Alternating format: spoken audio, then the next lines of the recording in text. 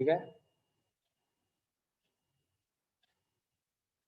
2 dice को throw करेंगे तो 36 आउटकम आएगा, 3 डाइस को थ्रो करेंगे तो 216 आउटकम आएगा। ठीक है, तो ये मेरा फॉर्मूला हो जाएगा n डाइस के लिए, n डाइस के लिए 6 टू द पावर n, इससे आप लोग निकाल सकते हैं। ठीक है, अब देखिए मेरे पास, अगर यदि मेरे पास मल्टीपल कॉइन हो, फॉर मल्टीपल कॉइन, अगर यहाँ देखिए फर्स्ट कॉइन है, इसका हेड और टेल आएगा, सेकेंड कॉइन है, हेड और टेल आएगा। अगर यदि मेरे पास 2 कॉइन हो, ठीक है, 2 कॉइन हो, तो हम कैसे उसको अभी हम बताए थे, हेड टेल लिखेंगे, एक कॉइन का हेड टेल लिखेंगे, दूसरे कॉइन का हेड टेल लिखेंगे, और हम मैट्रिक्स बना के आराम से सॉल्व कर सकते हैं। पहला पे हेड आएगा, दूसरा पे हेड आएगा, पहला पे हेड आएगा, दूसरा पे टेल आएगा, दूसरा पे टेल आएगा, हेड आएगा, हेड आएगा, टेल आएगा और टेल आएगा। 2 कॉइन के लिए था ये। इसी तरह हम 3 कॉइन के लिए भी निकाल सकते हैं, अभी हम बना के दिखाए थे। तो n कॉइन के लिए क्या फॉर्मूला हो जाएगा, 2 to the power n। n dice के लिए क्या था, डाइस के लिए 6 टू द पावर n। ये फार्मूला लिख लीजिए, और इतना आउटकम आ सकता है, पॉसिबल आउटकम है ये। ठीक है, इसके बाद क्वेश्चन में आपको क्या बोलता है, क्वेश्चन के हिसाब से हम लोग और सॉल्व करेंगे। ठीक है, देखते हैं आगे अगर क्वेश्चन होगा। क्वेश्चन तो है, एक हमको क्वेश्चन दिखा है। चलिए ठीक है, हम क्वेश्चन दिखाएंगे नहीं, क्वेश्चन दिखाएंगे पर आंसर आप लोगों को मुंह से जवाब देने वाला क्वेश्चन है। Probability of an event E minus probability of an event not E equal to क्या होता है। प्रोबेबिलिटी, किसी भी इवेंट का प्रोबेबिलिटी हो रहा है, ठीक है, माइनस नहीं प्लस होगा, और किसी भी प्रोबेबिलिटी का इवेंट नहीं होने का आउटकम क्या आएगा। कुमारी ज्योति बताई है 1। ठीक है, अभी हम ये फार्मूला आपको बताए थे ऊपर, फार्मूला बताए थे ऊपर, इसका आउटकम 1 आएगा। ठीक है, चलिए आगे देखिए क्वेश्चन। क्वेश्चन देखिए, नीचे में क्वेश्चन आ गया, आप लोग बनाइए। The probability of an event that can not happen in, that can not happen in such an event is called, such an event is called. The probability of an event that cannot happen is, that cannot happen is, बनाइए बनाइए, कोई जवाब दिए हैं, देख लेते हैं कौन जवाब दिए हैं। 0 और इम्पॉसिबल। ठीक है, जो भी जवाब दिए हैं, यहाँ पे होगा 0 और यहाँ पे होगा इम्पॉसिबल। ठीक है, मीन्स क्वेश्चन आपको समझ में आ रही है। ठीक है, नेक्स्ट क्वेश्चन देखिए। The probability of an event that is certain to happen, अरे ये जो 0 लगा हुआ है ये पहले का क्वेश्चन का है, happen is such an event is called, the probability of an event that is certain to happen is 1 and sure event। हमारी ज्योति जवाब दे रही है 1 and sure event, 1 and sure event। Next question का देखिए। The sum of the probability of all the elementary event of an experiment is, the sum of the possible probability of all the elementary event, all the elementary event। याद कीजिए elementary event में क्या था, elementary event में क्या आता था, एक ही आउटकम आना चाहिए, एक बार में एक ही आउटकम आना चाहिए। तो किसी भी प्रोबेबिलिटी में ऑल द एलिमेंट्री इवेंट, और जब सारे एलिमेंट्री इवेंट को हम ऐड करेंगे तो क्या आएगा।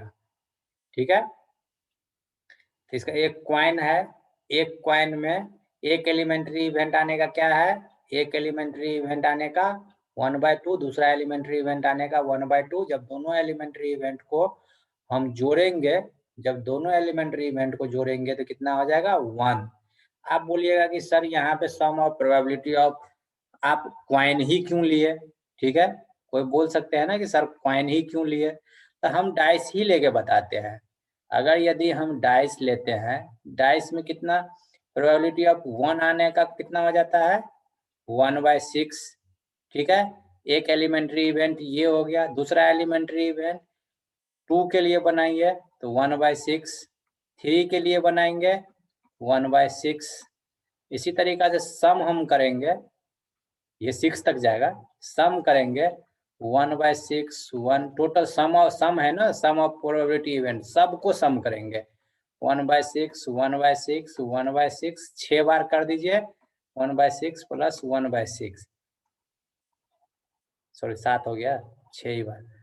नीचे में 6 आ जाएगा, 1 plus 1 plus 1 plus 1 plus 1 plus 1, 6/6 1। तो ये कहने का मतलब ये सबके लिए ये था, ये जो ऑब्जेक्टिव था ये सबके सब पे लागू होगा। एक कॉइन कीजिए, एक डाइस कीजिए, कुछ भी कीजिए ड्रॉ, तो उसका जो सम ऑफ एलिमेंट्री इवेंट होगा वो 1 ही आएगा। क्लियर? नेक्स्ट क्वेश्चन देखिए।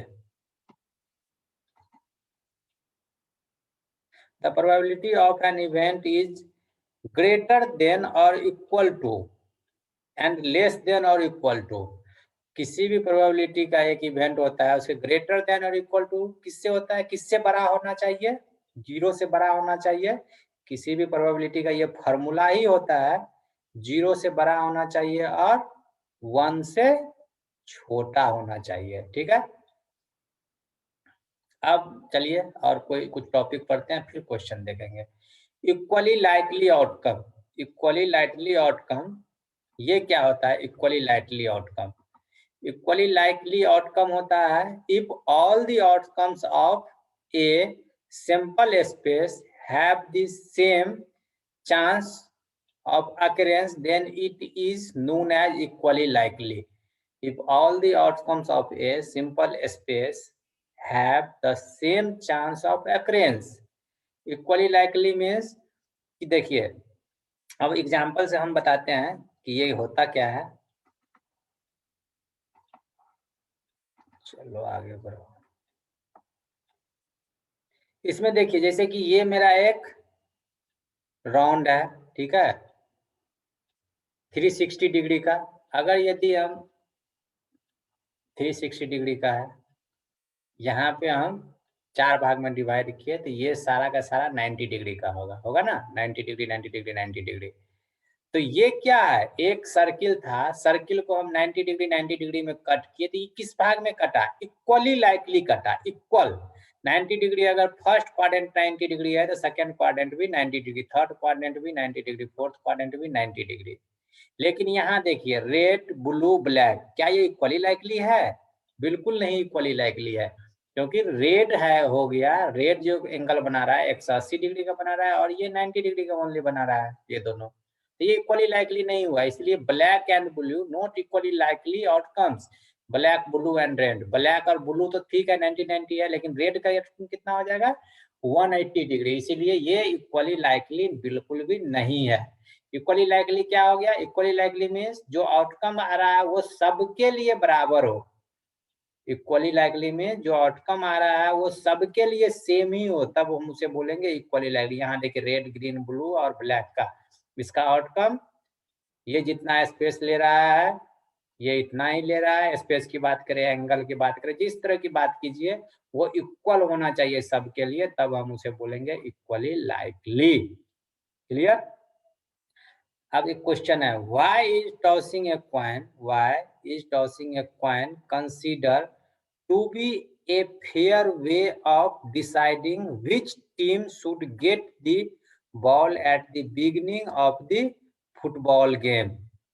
ठीक है, ये क्वेश्चन समझ में आया? बड़ा कर लेते हैं।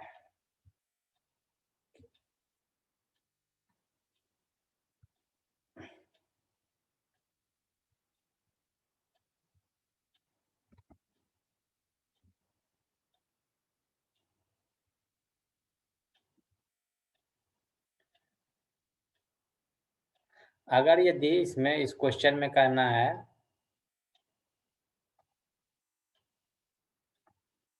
एक कॉइन है, एक कॉइन को हम टॉस करते हैं, एक कॉइन को टॉस करते हैं, अगर इसमें इक्वली लाइकली नहीं होगा, दो फुटबॉल टीम, दो टीम है दो, अगर यदि ये हम इक्वली लाइकली यहाँ नहीं करेंगे तो टीम वन और टीम टू, ठीक है, टीम टू, एक कॉइन को हम यहाँ टॉस करते हैं, यहाँ इस टीम ने चूज, मान लीजिए इस चूज करता है हेड, ये चूज करता है टेल, तो हेड का प्रोबेबिलिटी क्या होता है एक कॉइन में 1/2, प्रोबेबिलिटी ऑफ टेल क्या होता है 1/2।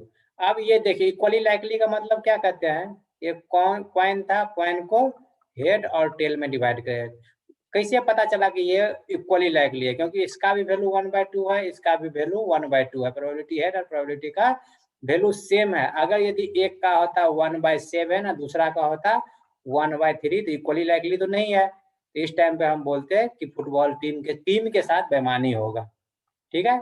यहाँ बोल रहा है व्हाई इज टॉसिंग, टॉस क्यों करते हैं हम, टॉस दो टीम जब फुटबॉल खेलते हैं या हम ही लोग गांव में खेलते हैं, क्रिकेट खेलते हैं या कुछ भी गेम खेलते हैं, उससे पहले टॉस करते हैं कि पहले कौन खेलेगा। Why is tossing a coin considered to be a fair way, means कि जो हम गेम खेल रहे हैं फेयर वे में खेले, of deciding which team should get the ball, which team to get the ball, कौन टीम पहले बॉल लेगा eight the beginning of the football game, football game खेलते हैं तो फुटबॉल गेम में मान लीजिए कि गोल गोल फील्ड होता है, यहाँ पे उसका गोल की होता है, यहाँ से गेम स्टार्ट होता है, ठीक है।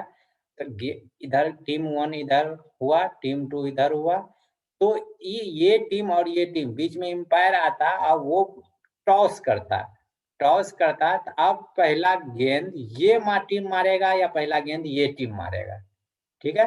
इसके लिए टॉस, अगर यहाँ पे हम जो टॉस कर रहे हैं टॉस में बेईमानी हो, इस टीम को 1.7% मिले या इस टीम को 1.3% मिले, तो इसके इसके टीम टू के साथ तो नाइंसाफी हो जाएगी, इसीलिए 1.5 और 1.5 सॉरी 1/2 और 1/2 दोनों का इक्वली लाइकली, जो टॉस होने का वो जो होता है वहाँ फेयर करने के लिए हमें हेड आने का भी उतना ही प्रोबेबिलिटी होना चाहिए जितना टेल आने का प्रोबेबिलिटी हो, ठीक है। तो ये था एक क्वेश्चन। सेकंड क्वेश्चन देखिए, आप बनाइए सेकंड क्वेश्चन को, which of the flowing can not be the probability of an event, इस क्वेश्चन को बनाइए और बताइए।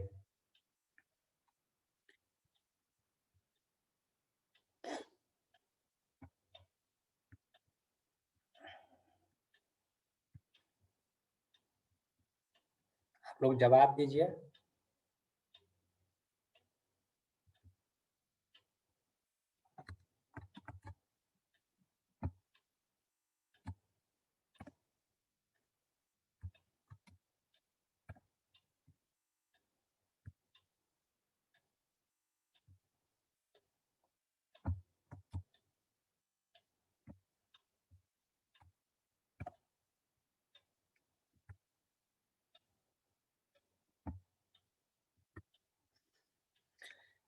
Because all other value line between 0 and 1, hence -1.5, ठीक।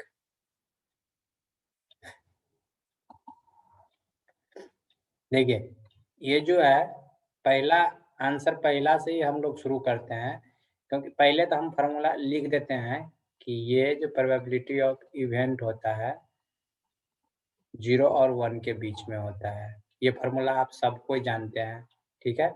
अब देखिए 2/3 का कितना पर इसको पॉइंट में निकालिएगा तो कितना हो जाएगा 0.6, ठीक है। ये माइनस में है, ये 15%, 15% है तो ये कितना हो जाएगा 15 छक्के 90, लगभग 6, ये 0.7 है। हम अभी एक लाइन बताए थे 0 से 1 के बीच में ही सबको लाइक करेगा, यहाँ 0.5 होगा तो 0.6, ये भी 0.6 है, ये भी 0.6 है, तो ये दोनों यहाँ पे आ जाएगा, 0.7 यहाँ पे आ जाएगा, ये है माइनस। तो हम बोले थे कि 0 से छोटा नहीं हो सकता और 1 से बड़ा नहीं हो सकता, तो ये क्या है 0 से छोटा है, इसलिए ये वैल्यू नहीं होगा। ठीक है, अब चलिए अगला क्वेश्चन। ये क्वेश्चन बनाइए। ए bag contain lemon flavour candies only. एक मेरे पास बैग है, बास्केट मान लीजिए, बैग मान लीजिए, इसमें कैंडी है। ठीक है, लेमन फ्लेवर का कैंडी, जितना भी कैंडी है सब लेमन फ्लेवर का है। Malini, Malini take out one candy without looking into the bag. जो एक मान लीजिए कि एक कोई लड़की है या लड़का, जो भी मान लीजिए, ये एक इसमें हाथ डाल के एक कैंडी निकालती है बिना देखे हुए, बिना देखे हुए एक कैंडी निकालती है। What is the probability that she take out? Means वो जो चॉकलेट निकालती है उसका प्रोबेबिलिटी क्या हो सकता है? जो चॉकलेट निकालती है उसका प्रोबेबिलिटी क्या हो सकता है? बैग में लेमन फ्लेवर का कैंडी भरा हुआ है, ओनली लेमन फ्लेवर का ही कैंडी भरा हुआ है। Malini take out one candy without looking into the bag, without looking into the bag. बनाइए, इसका प्रोबेबिलिटी बताइए हमको। कोई वैल्यू नहीं दिया हुआ है, आपको खुद से मानना है। Sir, number of total outcome not given, so how can we predict? वही तो प्रिडिक्ट करना है, नहीं दिया हुआ वही तो प्रिडिक्ट करना है। हम तो बोल दिए कंसीडर कर लीजिए। Let total number of candies, मान लेते हैं टोटल नंबर ऑफ कैंडीज, उसमें 100 भी मान सकते हैं, x भी मान सकते हैं, which are in lemon flavour. मान लीजिए कि total number of candies x है और जो लेमन फ्लेवर का है। Orange flavour candy in bag is 0। ठीक है, जो कि दूसरा फ्लेवर मीन्स दूसरा फ्लेवर का कैंडी बैग में 0 है। ए ऑरेंज फ्लेवर कैंडी, एक ऑरेंज फ्लेवर कैंडी होने का प्रोबेबिलिटी क्या हो सकता है? ऑरेंज फ्लेवर होने, उसमें ऑरेंज का है ही नहीं, लेकिन नीचे में क्या हो जाएगा, टोटल आउटकम तो आएगा। Total number of total candy कितना है, x, तो नीचे में तो टोटल कैंडी आएगा, लेकिन ऊपर में फेवरेबल आउटकम आता है। यहाँ पे फेवरेबल, ऑरेंज का फेवरेबल कितना है, 0, इसीलिए इसका प्रोबेबिलिटी 0 होगा। लेकिन Malini will take out an orange flavour candy 0। Orange पर यहाँ क्या बोल रहा है, मालिनी जो है वो कोई भी कैंडी देख के नहीं निकालते, कोई भी निकालते, बस ये हम समझाने के लिए दिया है, ये क्वेश्चन का आंसर नहीं है। क्वेश्चन का आंसर अब होगा नीचे। ये लेमन फ्लेवर कैंडी, अब आइए, ये पहले समझा दिए कि इसमें ऑरेंज फ्लेवर का कोई भी कैंडी नहीं है, इसीलिए यहाँ 0 होगा। लेमन फ्लेवर का कैंडी, लेमन फ्लेवर का candy, lemon candy divided by total number of candy in bag. तो लेमन, जो वो कैंडी निकालती है वो लेमन फ्लेवर का है, और जो कि सारे का सारा इसमें लेमन ही फ्लेवर है। ठीक है, सारे का सारा इसमें लेमन ही फ्लेवर है ना, तो एक कैंडी जो निकालेगा वो भी लेमन फ्लेवर का होगा। टोटल नंबर ऑफ कैंडी कितना है बैग में, x।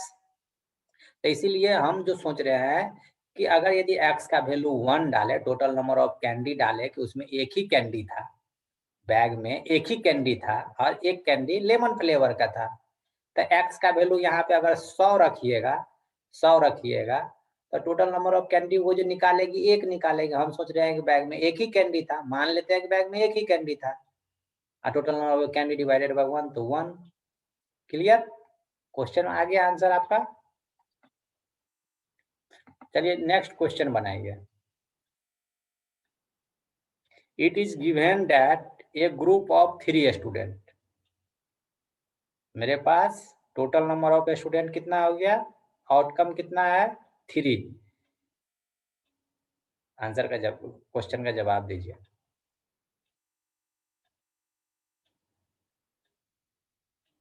अरे बाबू, ये कौन बताया है, कुमारी ज्योति बताई है। सर क्वेश्चन में मेंशन है ही नहीं है ऑरेंज फ्लेवर। बाबू ये हम क्या बोल रहे हैं कि हम आपको समझाने के लिए बताए हैं कि ऑरेंज फ्लेवर, अगर 0 नहीं यहाँ समझाते तो आपको पता चलता ना कि सर ठीक है, समझ गई तो अच्छी बात है। सेकेंड क्वेश्चन बनाइए। It is given that the group of 3 student, जो इसका आउटकम होगा एज सिंपल स्पेस वो 3 है। The probability of 2 student not having the same birthday, 2 student ऐसा है जिसका सेम डे पे बर्थडे नहीं है, in is 0.99, 0.99 means probability of not लगा हुआ है, ये ध्यान रखिएगा, not. What is the probability that the 2 student have the same birthday? एक फॉर्मूला हम लिख देते हैं, शायद उस पर ये क्वेश्चन बन जाए। Probability of event plus probability of not event is equal to 1। इस पर इस फॉर्मूला का क्वेश्चन बनेगा 1 माइनस, बिल्कुल सही।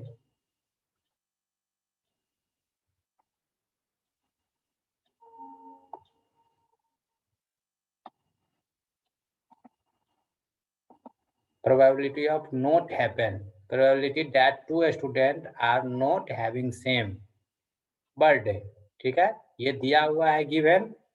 Not happen means 0.992। ये हमको फाइंड कर, probability that 2 student having same birthday, ये हमको फाइंड करना है।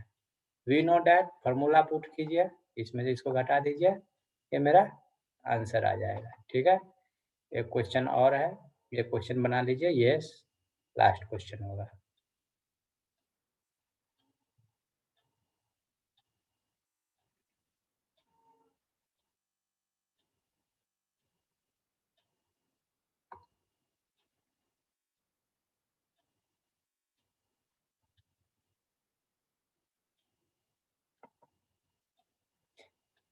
A bag contain 3 red ball and 5 black ball, तो टोटल कितना हो जाएगा? Simple space 8।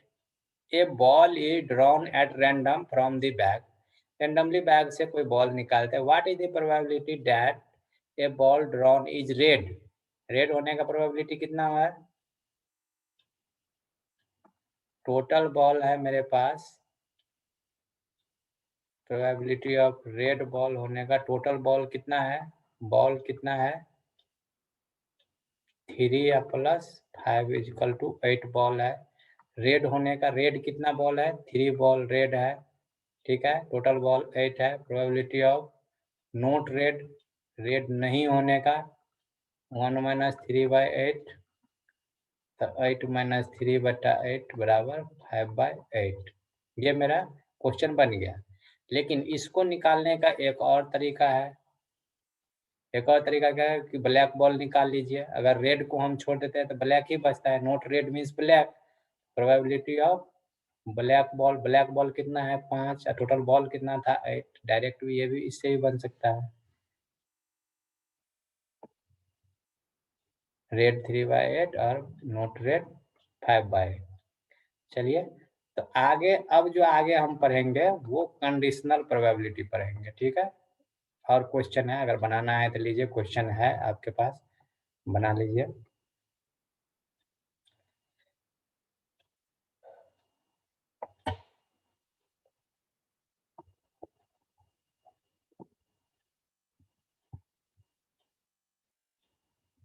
अब हम आगे जो पढ़ेंगे कंडीशनल प्रोबेबिलिटी पढ़ेंगे, ठीक है। धीरज कुमार, आपको समझ में आ रही है? धीरज कुमार, तो माइक ऑन यस कीजिएगा। सर। तो सुने हैं कि आप फीडबैक पुअर दे रहे हैं, ठीक जी है, अच्छी बात है, आप ये पुअर दिए, नहीं इसका कोई मतलब नहीं है। लेकिन आपको क्या समझ में नहीं आ रही है इसमें? अगर कुछ चीज़ समझ में किसी को नहीं आता है तो हम तो ओपन बोलते हैं, उसी पॉइंट पे हमको रोकिए। क्योंकि देखिए, मैं फीडबैक भी देखता हूँ ना, कि लोग को पता चलता रहता है इससे कि हम क्या पढ़ा रहे हैं, नहीं पढ़ा रहे हैं। अगर यदि इसीलिए मैं आपका नाम लिया कि आप कहीं पे पुअर दिए हुए हैं, ज्योति भी कहीं पे पुअर दी हुई है, तो वो हमें बताइए, हम उस चीज़ में सुधार करेंगे कि क्या आपको समझ में नहीं आया या मैं गलत पढ़ा रहा हूँ। वो चीज़ उसी टाइम पे रोकिए ना हमको कि सर यहाँ पे गलत हो रही है। अखिल सर भी हमको ये बात बोले, अखिल सर का भी क्लास ठीक है, ज्योति कुमारी ज्योति आंसर दी है, तो जो अगर यदि कहीं पे किसी को गलत हो रही है तो उसी टाइम पे आप बोलिए फैकल्टी को, तो उस टाइम उस चीज़ को हम सुधार करेंगे, ठीक है?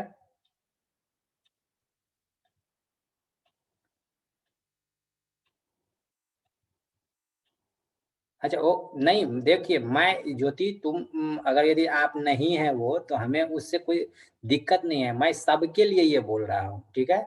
कि अगर यदि आपको कोई चीज़ फीडबैक लोग क्यों लेता है? इसीलिए लेता है ना कि उसको उस चीज़ में इम्प्रूव करे। अगर किसी को ये लग रहा है कि सर यहाँ पे आप गलत जा रहे हैं, तो हम उस चीज़ को इम्प्रूव करेंगे। ये अच्छी बात है, आप जो दिए हैं इसीलिए धीरज का नाम हम लिए ना। इसीलिए धीरज का नाम लिए क्योंकि धीरज से हमको जानना है कि सर क्या है ये आप बताइए या हम उसको कोई चीज़ ऐसा था जो एक्सप्लेन नहीं कर पाए, तो वो चीज़ हमें जानना है कि क्या ऐसा था कि हम लोग एक्सप्लेन नहीं कर पाए। धीरज अगर कोई पॉइंट होगा तो हमें बताइएगा उसी टाइम पे, ठीक है? तो हमें और ज़्यादा अच्छी बात है ये अगर धीरज कोई दिया है फीडबैक कि सर इस चीज़ में गलत ये था आपने नेगेटिव बता दिए या कुछ गलत बता दिए, तो उस चीज़ को हम इम्प्रूव करेंगे, ठीक है? आंसर हम देख लेते हैं, आंसर ज्योति बताई है 13/17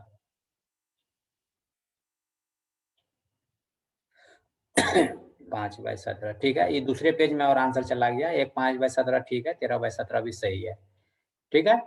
तो आज हम इसको यहाँ पे क्योंकि मैं उस पे डाला नहीं हूँ मेल पे, मेरा नोट्स बना हुआ है, मैं मेल पे नहीं डाला हूँ, तो हम अब इतना पे स्टॉप करते हैं, कल हम इसको फिर से अगेन शुरू करेंगे।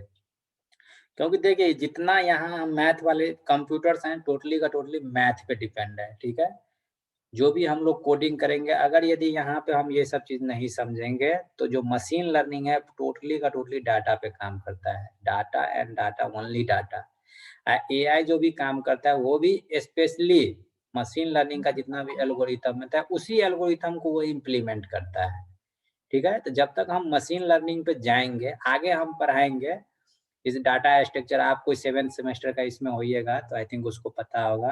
जितना भी एल्गोरिथम हम डाटा स्ट्रक्चर में पढ़ते हैं या 5th वाले भी डाटा स्ट्रक्चर पढ़ लिए हो, डीबीएमएस में जितना एल्गोरिथम पढ़ते हैं, कंप्यूटर आर्किटेक्चर में जितना एल्गोरिथम पढ़ते हैं, सारे का सारा एल्गोरिथम इसमें पढ़ना है। इसके बाद जैसे ही ये मेरा खत्म होगा प्रोबेबिलिटी, हम सीधा-सीधी एल्गोरिथम पे आएँगे, ठीक है? सब चीज़ पढ़ाने के बाद हम मशीन लर्निंग में घुसेंगे। ठीक है? जब इधर का सारा कॉन्सेप्ट पूरा हो जाएगा तब हम मशीन लर्निंग में जाएँगे, तब वहाँ पे आपको सब चीज़ समझ में आएगा, अच्छा ये सर ये बताए थे यहाँ पे, हम ही बोलेंगे कि यहाँ पे हम ये चीज़ बताए थे, ये देखो यहाँ पे ये चीज़ इम्प्लीमेंट हो रहा है, ठीक है? अगर यदि आप बोलिएगा कि सर 5 दिन का कहीं पे एफडीपी करवाता है या ट्रेनिंग करवाता है, तो सर ये सब चीज़ बताता ही नहीं है। 5 दिन में और 100 घंटा में, 100 दिन में बहुत डिफरेंस होता है, ठीक है? हमें 100 घंटा पढ़ाना है। लगभग 2 महीना है करीब, डेढ़ महीना, 2 महीना जितना दिन हम दोनों सर को मिला के, हमको अकील सर को मिला के। तो आप सोचिए कि 100 घंटा में हम डायरेक्ट वही इम्प्लीमेंट करने लगे, तो वो मेरा 5 दिन, 10 दिन में खत्म हो जाएगा। इसीलिए मैं धीरे-धीरे, धीरे-धीरे ये सब चीज़ भी समझा रहा हूँ आपको, ठीक है? जब ये सब चीज़ आपको समझ में आ जाएगी, तब जाके हम प्रैक्टिकल पार्ट में तब उसमें वहाँ पे इम्प्लीमेंट करेंगे। वहाँ पे जब हम ये फ़ॉर्मूला बोलेंगे, तब एग्ज़ैक्टली आपको समझ में आएगा, अच्छा यहाँ सर ये पढ़ाए थे, इसका तो यूज़ यहाँ पे हो रहा है। ये सब बोलिएगा कि सर ये मैथ पढ़ा रहे हैं आप वहाँ इसका यूज़ कहाँ है? अभी तक मैं आपको कहीं पे कोई कोडिंग करते हैं, तो आपको पता चला है कि इसमें यूज़ कैलकुलेटर जो बनता है किस क्या यूज़ होता है उसमें? अगर यदि हम 10 लाइन का कोड लिख रहे हैं, ऑप्टिमाइज़ेशन क्या है? 10 लाइन के कोड को 5 लाइन में ले आए, तो वो ऑप्टिमाइज़ेशन हो गया। वही वही चीज़ हम उसमें कौन-सा एल्गोरिथम लगाए जो ऑप्टिमाइज़ हो गया? कुछ ना कुछ तो एल्गोरिथम लगाएँगे तभी ऑप्टिमाइज़ होगा। वो ऑप्टिमाइज़ेशन पूरा का पूरा मैथ से आता है। मैथ जब तक हम नहीं सीखेंगे तब तक इसीलिए बोलते हैं कंप्यूटर साइंस जो लिए हैं उसका मैथ एकदम मजबूत होना चाहिए। सर एल्गोरिथम भी यहाँ पे पढ़ाइएगा। एल्गोरिथम देखिए हम जनरल जो ये एल्गोरिथम होता है ना वो सब चीज़ नहीं पढ़ाएँगे, लेकिन जितना भी सर्चिंग, सॉर्टिंग का टेक्निक होता है वो सब चीज़ यहाँ पे हम पढ़ाएँगे। हाँ, एल्गोरिथम बहुत आई थिंक आपको जितना भी एल्गोरिथम सीएसई में पढ़ना है उसमें 60% एल्गोरिथम हम पढ़ा देंगे यहाँ पे।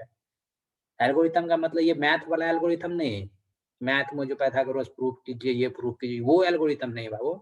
हम यहाँ पढ़ाएंगे आपको डाटा स्ट्रक्चर का एल्गोरिथम। डाटा स्ट्रक्चर अगर कोई पढ़े हैं तो उसमें देखिए कौन कौन सा एल्गोरिथम पढ़ाना है जो सीएससी के लिए है। स्पेशली मैथ वाला एल्गोरिथम नहीं होगा यहाँ, यहाँ सिर्फ होगा सीएससी का एल्गोरिथम, टेक्निकल एल्गोरिथम।